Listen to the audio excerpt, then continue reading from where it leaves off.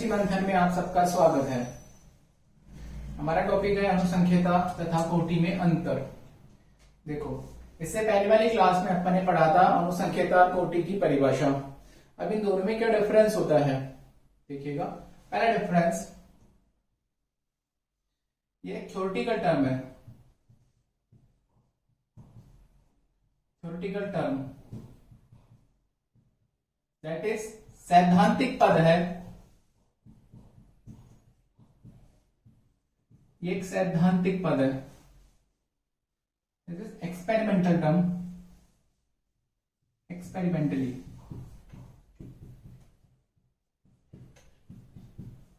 Determined.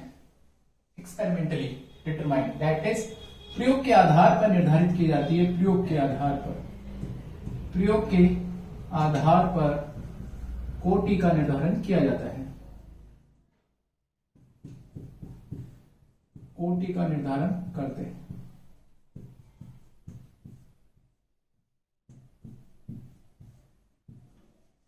सैद्धांतिक पद है, एक्सपेरिमेंटली डिटरमाइन की जाती है। दूसरा देखिएगा, अनुसंख्यता जैसा नाम है, किसी भी रासायनिक अभिक्रिया में भाग लेने वाले क्रियाकारी अणुओं, परमाणुओं, आयनों की संख्या होती है। अनुसंख्यता क्या होती है? क्रियाकारी अणुओं, परमाणु या आयनों की संख्या को कहा जाता है अनुसंख्यता। अनुसंख्यता क्रियाकारी अणु, परमाणु, आयनों या मूलकों की संख्या को क्या कहा जाता है बेटा? अनुसंख्यता कहा जाता है। जबकि कोटि किसी भी रासायनिक अभिक्रिया में अभिक्रिया का वेग जितने क्रियाकारी अणुओं की सांद्रता पर निर्भर करता है, वह उस अभिक्रिया की क्या होती है? कोटि।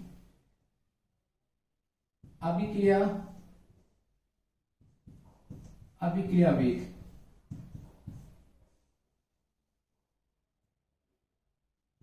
जितने अभिक्रिया वेग क्रियाकारी अणुओं की सांद्रता के घातांक पर क्या करता है? निर्भर करता है। या जितने क्रियाकारी अणुओं की संख्या पर अभिक्रिया का वेग निर्भर करता है, वह उस अभिक्रिया की कोटि होती है। या अभिक्रिया का वेग क्रियाकारी अणुओं की सांद्रता के घातांक के समानुपाती होता है। तो जितनी उसकी घातांक होती है, वह उस अभिक्रिया की या कोटि होती है। ये कैसे निर्धारित किया जाता है? कोटि का निर्धारण कैसे करते हैं? अभिक्रिया वेग नियम से ज्ञात करते हैं। ठीक है बेटा। नेक्स्ट देखिएगा, अनुसंख्यता हमेशा पूर्णांक होती है, पूर्ण संख्या में होती है। पूर्ण संख्या अर्थात 1 2 3 4 5।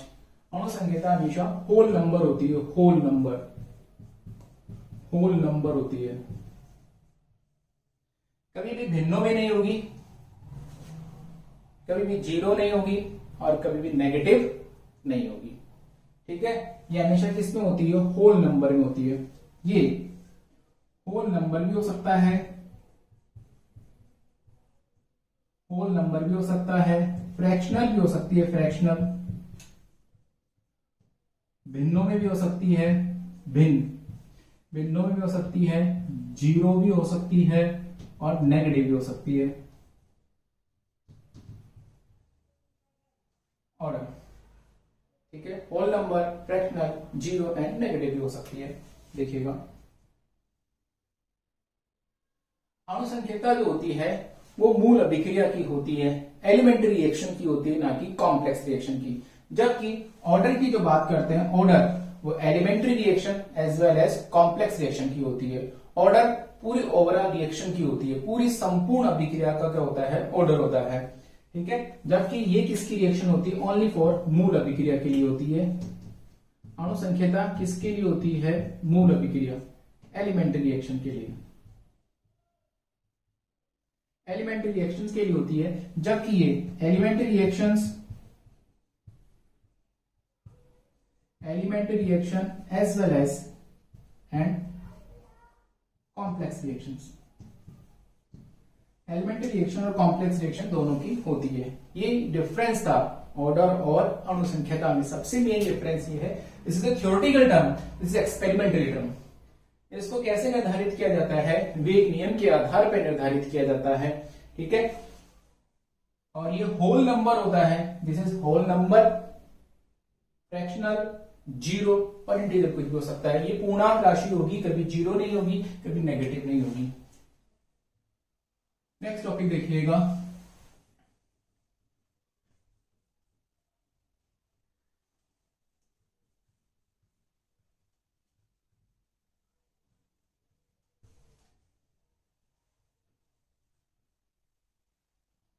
नेक्स्ट टॉपिक है pseudo order reaction. Pseudo order reactions, pseudo order reactions अर्थात छद्म कोटि की अभिक्रिया, छद्म कोटि अभिक्रिया, छद्म कोटि की अभिक्रिया। छद्म कौन होता है? झूठा। किसे कहते हैं? छद्म कोटि की अभिक्रिया, सूडो ऑर्डर रिएक्शंस, जिनकी कोटि तथा अणुसंख्यता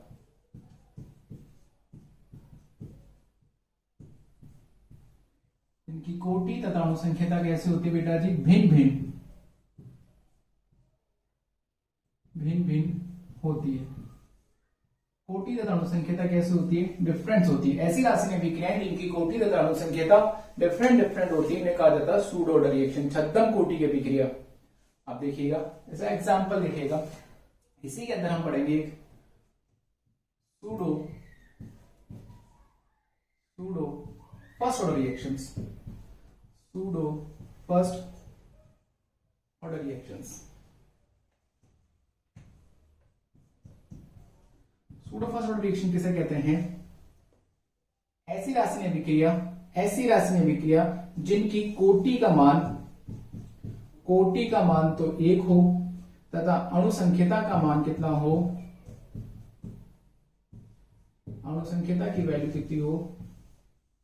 2। उसे कहा जाता है छद्म प्रथम कोटि की अभिक्रिया। अणुसंख्यता 2 हो और उस अभिक्रिया की कोटि कितनी हो? 1 हो, उसे कहा जाता है छद्म प्रथम कोटि की अभिक्रिया। देखिए कैसे, एग्जाम्पल देखिएगा। एग्जाम्पल, एथिल एस्टेट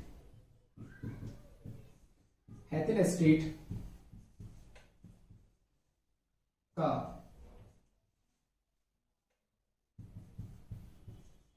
अम्लीय माध्यम में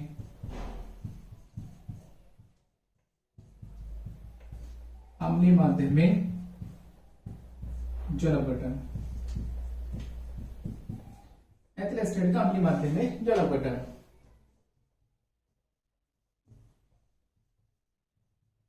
ethyl estate in presence of acidic medium H+, अम्लीय माध्यम में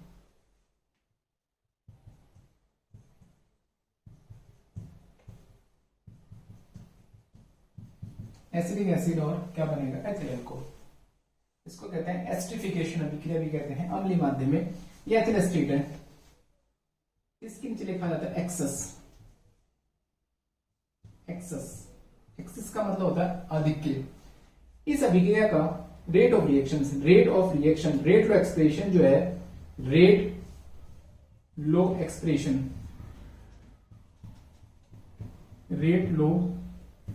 एक्सप्रेशन ऐसे दिया जाता है, rate of reaction is proportional to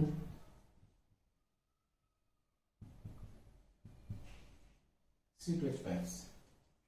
इस अभिक्रिया का रेट लो एक्सप्रेशन ऐसे दिया जाता है, rate of reaction proportional to CH3CO C2H5, अर्थात अभिक्रिया का वेग H2 की सांद्रता पर निर्भर नहीं कर रहा। अभिक्रिया का वेग किस पर डिपेंड नहीं कर रहा है, H2 की सांद्रता पर डिपेंड नहीं कर रहा, केवल अभिक्रिया वेग डिपेंड कर रहा है एथिल एस्टेट की सांद्रता पर।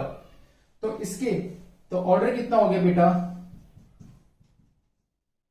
1, लेकिन भाग लेने वाले क्रियाकारी अणु कितने हैं, एक एथिल एस्टेट है, एक कितना है वाटर, तो अणु संख्या कितनी होगी 2। अब ये क्वेश्चन पूछता है कि H2 पर डिपेंड क्यों नहीं करता है, तो देखो अभिक्रिया का वेग केवल उन्हीं क्रियाकारक अणुओं की सांद्रता पर निर्भर करता है, अभिक्रिया का वेग केवल उन्हीं क्रियाकारी अणुओं की सांद्रता पर निर्भर करता है जिसकी सांद्रता में परिवर्तन होता है।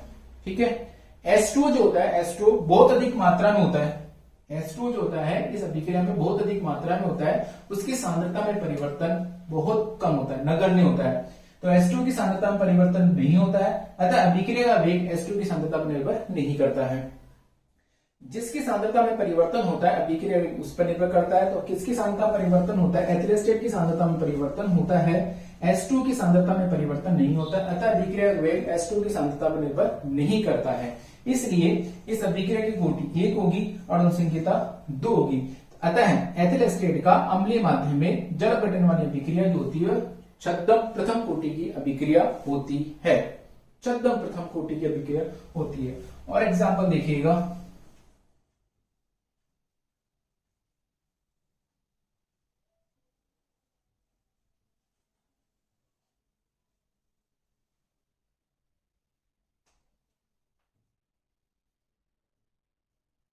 Cane sugar, sucrose,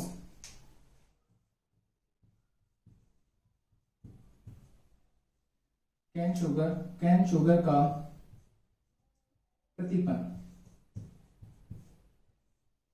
cane sugar का प्रतिपन देखिएगा C12 S22 O11 plus S2 से बनेगा C6 S12 O6 plus C6 S12 O6। ये क्या होता है सुक्रोज, कैन शुगर, गन्ना, वाटर, इसमें से एक क्या होगा ग्लूकोज और एक क्या होगा बेटा जी फ्रक्टोज। ठीक है राइट, इसमें भी जो वाटर होता है बहुत अधिक एक्सेस अमाउंट में होता है, एक्सेस अमाउंट, पानी की जो मात्रा होती है बहुत अधिक मात्रा में होता है, अतः अभिक्रिया का जो वेग होता है वह है वेग नियम से, इसका जो वेग नियम होगा rate of reaction is proportional to C12 S22 O11। केवल अभिक्रिया का वेग किस पर निर्भर करता है, सुक्रोज की कंसेंट्रेशन में डिपेंड करता है, सुक्रोज की कंसेंट्रेशन पर।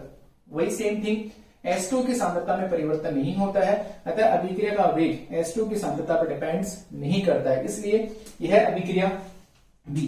इस अभिक्रिया का ऑर्डर कितना होगा 1, अणुसंख्यता कितनी होगी 2, जिसे कहते हैं छद्म प्रथम कोटि की अभिक्रिया। ठीक है बेटा जी,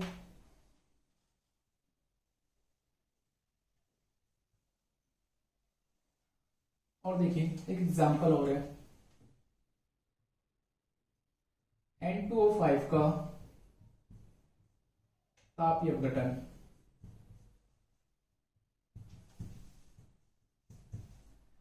N2O5 का तापीय अपघटन देखिएगा 2N2O5 change into 4NO2 plus O2। इस रिएक्शन का आपसे पूछा है, बताइए ऑर्डर क्या होगा। टोटल नंबर ऑफ मॉलिक्यूल्स कितने भाग ले रहे हैं 2, तो अणुसंख्यता तो हमें पता चल गई कितनी है 2, लेकिन इसकी क्रियाविधि देखी गई, मैकेनिज्म, इस रिएक्शन की मैकेनिज्म देखी गई, तो मैकेनिज्म में कैसा पता चलता है N2O5 change into N23 plus O2, this is first step. फिर अगेन देखिएगा N2O3 change into NO plus NO2। ये स्टेप जो होता है वो स्लो स्टेप होता है, स्लो, ये वाला स्टेप होता है फास्ट। फिर NO plus N2O5 change into 3NO2. This is also fast step. ये बहुत फास्ट स्टेप होता है। तो इस अभिक्रिया की क्रियाविधि के आधार पर देखा कि यह अभिक्रिया केवल 3 पदों में होती है, first step, second step and third step. तो एक नियम है, यदि कोई अभिक्रिया एक से अधिक पदों में संपन्न हो रही हो तो अभिक्रिया का जो वेग होता है उस पद पर निर्भर करता है जो वो धीमी गति से होता है, वो स्लो होता है, उस पर रेट ऑफ रिएक्शन डिपेंड करती है। तो अभिक्रिया का जो वेग होगा वो किस पर डिपेंड करेगा, यहाँ पर बताइए बेटा जी। 3 पदों में संपन्न हो रही है, पहला पद, दूसरा पद, तीसरा पद। पहला पद जो होता है बहुत धीमी गति से संपन्न होता है, दूसरा तीसरा पद बहुत फास्ट होता है। तो नियम है, अभिक्रिया का वेग उस पद पर निर्भर करता है जो स्लो स्टेप में होता है, अर्थात rate of reactions is proportional to only for 1 mole of N2O5 concentration। अभिक्रिया का वेग केवल एक क्रियाकारी अणु N2O5 की सांद्रता पर निर्भर करता है, इसलिए जो ऑर्डर होगा, ऑर्डर वो कितना होगा, 1, जबकि इसकी अणुसंख्यता कितनी बताई अपन ने, 2। तो यह अभिक्रिया भी कैसी होती है, छद्म प्रथम कोटि की अभिक्रिया होती है, अर्थात अभिक्रिया का वेग उस पद पर निर्भर करेगा जो धीमी गति से हो रहा है, और अभिक्रिया का वेग उन क्रियाकारी अणुओं की सांद्रता पर निर्भर करता है जिनकी सांद्रता में परिवर्तन होता है। जिनकी सांद्रता में परिवर्तन नहीं होता है उन पर अभिक्रिया का वेग निर्भर नहीं करता है।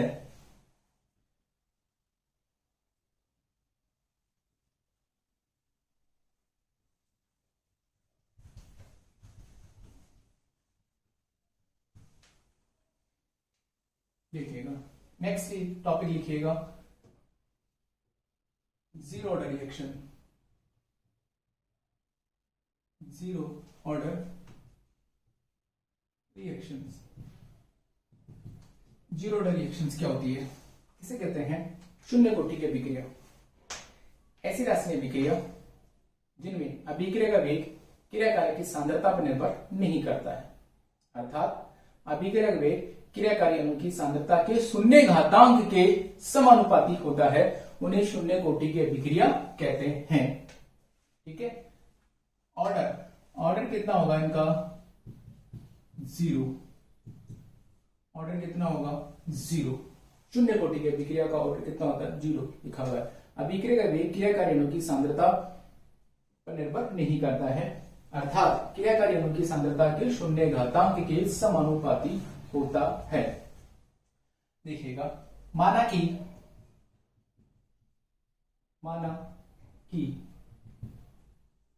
एक रिएक्शन है, ए चेंज इनटू प्रोडक्ट, ए चेंज इनटू प्रोडक्ट। इसके लिए आपको क्या लिखना है, प्रारंभ में माना इसकी सांद्रता कितनी है, प्रारंभ में ए मोल, तो उत्पाद कितना बना होगा बेटा जी, 0। टी समय पर वो कितना होगा, a माइनस एक्स, तो उत्पाद कितना बना होगा, x। प्रारंभ में माना क्रियाकारी अणु की सांद्रता a है तो 0 उत्पाद बना होगा, कुछ समय बाद t समय पर a माइनस एक्स होगा तो उत्पाद कितना बना होगा, x। रेट ऑफ रिएक्शंस देखिएगा, rate of reactions proportional to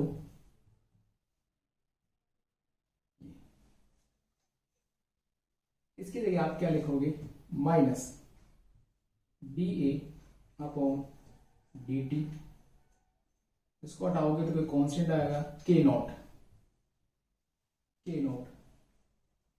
इसको हटाओगे तो क्या कांस्टेंट आएगा बेटा, k नॉट, ये आएगा।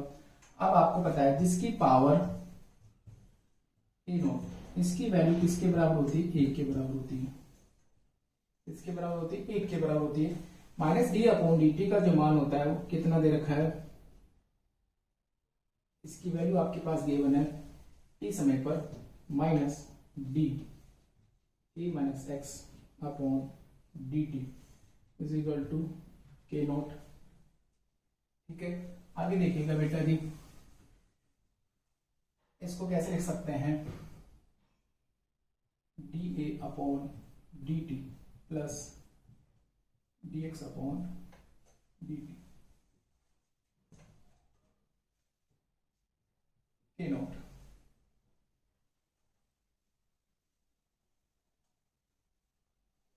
किया कारक ए, इसके सापेक्ष इसका डिफरेंशियल 0 होगा, तो इसको ऐसे लिख सकते हैं dx अपॉन dt, इसको लिखते हैं के नॉट।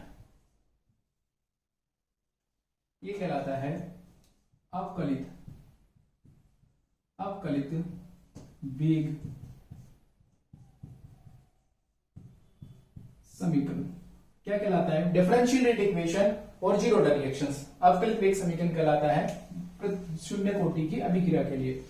इस इक्वेशन को निम्न प्रकार लिखते हैं, निम्न प्रकार लिखने पर कैसे लिखते हैं?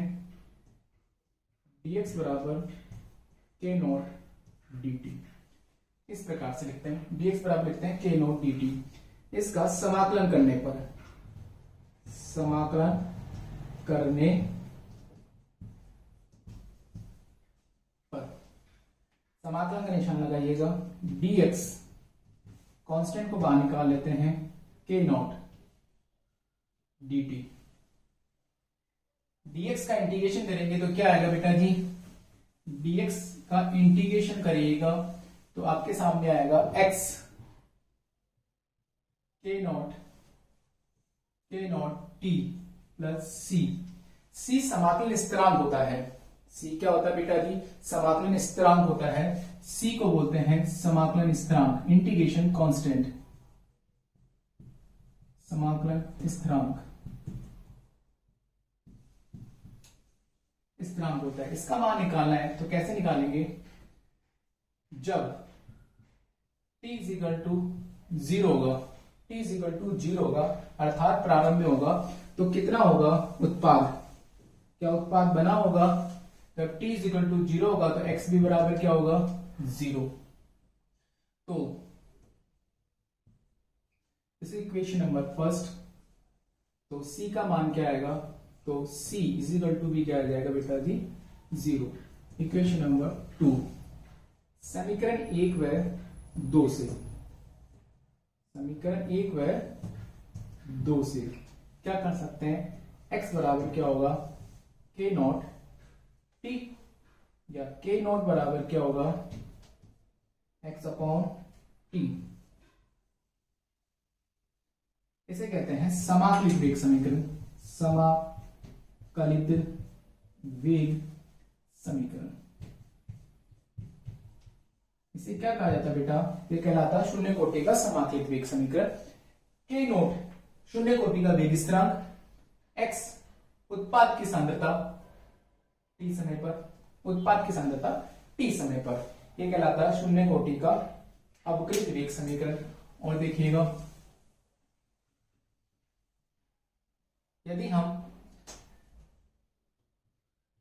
यदि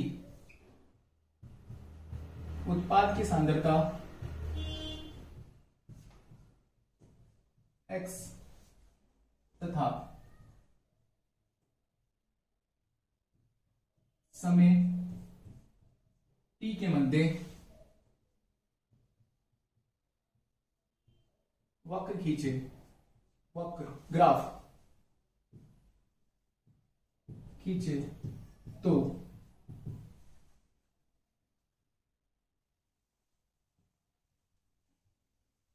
देखिएगा, हमने बोला है खींचना आपको, एक x बराबर क्या लिखा हमने? के नॉट t।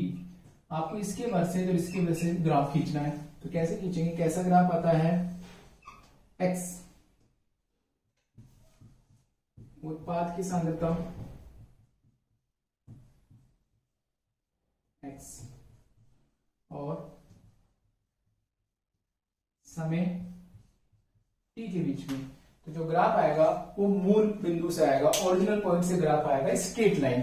कैसा ग्राफ आएगा बेटा जी? स्ट्रेट लाइन ग्राफ आएगा। अर्थात जैसे जैसे समय बढ़ेगा वैसे वैसे उत्पाद की सांद्रता भी बढ़ती जाएगी। x is proportional to t, straight line graph आएगा जो मूल बिंदु से स्टार्ट होगा।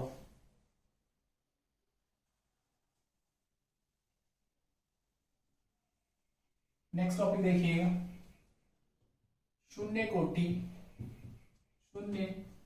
कोटि की अभिक्रिया की अर्धायु, हाफ लाइफ, अर्ध आयु, हाफ लाइफ, इसको रिप्रेजेंट करते हैं टी हाफ से। कैसे रिप्रेजेंट करते हैं बेटा जी? T half. क्या होता है हाफ लाइफ? हमारे सामने फॉर्मूला लिखा हुआ है के नॉट बराबर होता है एक्स अपॉन टी। किसे कहते हैं अर्धायु? वह समय इसमें क्रिया कारक का आधा भाग किसमें अपघटित हो जाए? उत्पाद में, उसे कहते हैं अर्धायु। किसी भी रासायनिक अभिक्रिया में क्रिया वह समय जब क्रिया कारक का आधा भाग उत्पाद में परिवर्तित हो जाता है उसे उस अभिक्रिया की क्या कहते हैं? अर्धायु कहते हैं। वह समय टी की जगह आप क्या लिखोगे? T half. क्रिया कारक का आधा भाग, क्रिया कारक का आधा भाग, ये क्रिया कारक का हाफ पार्ट किस में बदल जाए? उत्पाद में, जिस समय पर उसे क्या कहेंगे? अर्धायु। समझ में आया? अर्थात वह समय जब क्रिया कारक का आधा भाग किससे बदल जाए? उत्पाद में, तो उस समय को कहा जाता है हाफ लाइफ, अर्धायु कहते हैं। इक्वेशन नंबर फर्स्ट और इक्वेशन नंबर 2। समीकरण 1 व 2 से देखिएगा। समीकरण 1 व 2 से क्या लिख सकते हैं? समीकरण 1 व 2 से जो एक्स लिखा हुआ है ए नॉट बराबर आप लिखेंगे ए अपॉन 2 और इसी जगह क्या लिखोगे? टी हाफ लिखोगे। एक्स की जगह आपने क्या लिखा? a/2 और टी की जगह आपने क्या लिखा? T half. और इसको हम कैसे लिख सकते हैं? देखिएगा, T half is equal to होगा a upon 2 K naught, a upon 2 naught K. अर्थात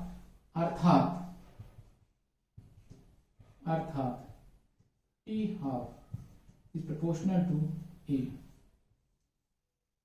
शून्य कोटि की अभिक्रिया की अर्धायु क्रिया कारक की प्रारंभिक सांद्रता के समानुपाती होती है।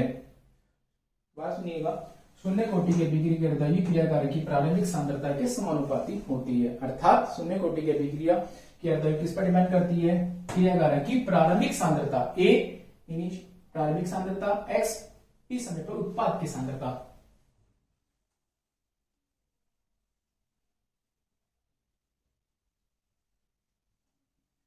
मात्रक के नॉट का मात्रक क्या होगा? मात्रक बताइए। हमने एक फॉर्मूला बताया था रेट कांस्टेंट के लिए। रेट कांस्टेंट का एक फॉर्मूला है मोल पर litre 1 - n tan inverse. n की जो वैल्यू यहां पे कितनी दे रखी है? 0। तो क्या होगा? मोल पर litre 1 tan inverse, that is mole litre inverse और टाइम इनवर्स। ये इसका मात्रक होगा, किसका? के नॉट का। Thank you.